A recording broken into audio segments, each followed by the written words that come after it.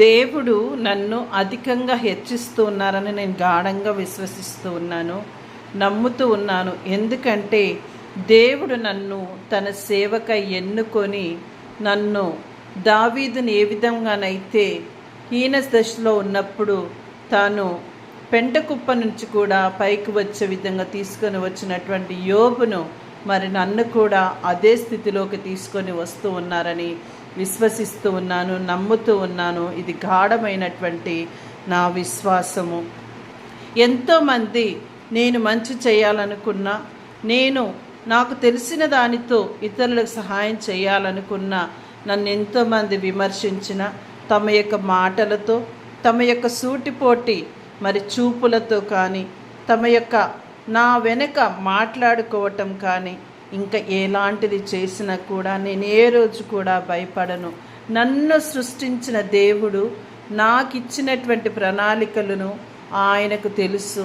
ఆయన ప్రణాళికల ప్రకారమే నేను జీవిస్తూ ఉన్నానని నేను గట్టిగా నమ్ముతూ ఉన్నాను, విశ్వసిస్తూ ఉన్నాను. కాబట్టి నా ప్రియ స్నేహితులారా, మరి మీ యొక్క జీవితంలో కూడా ఎలాంటివి కూడా మనలను వెనుకంజ వేయకూడదు కూడా.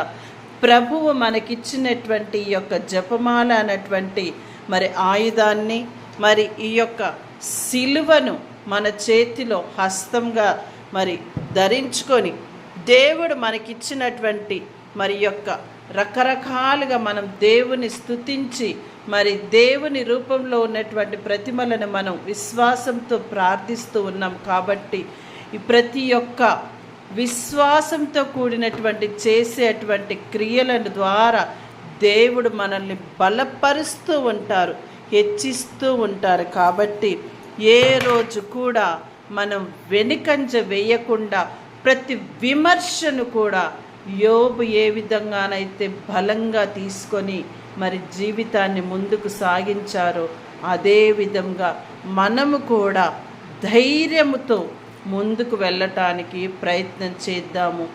దేవుడు మన యొక్క ప్రార్థనలను ఏ రోజు కూడా విడనాడరు. కాబట్టి ప్రార్థననే ఆయుధంగా తీసుకొని దేవుని కోసమై మనం మన జీవితాలను ముందుకు సాగించుదాము.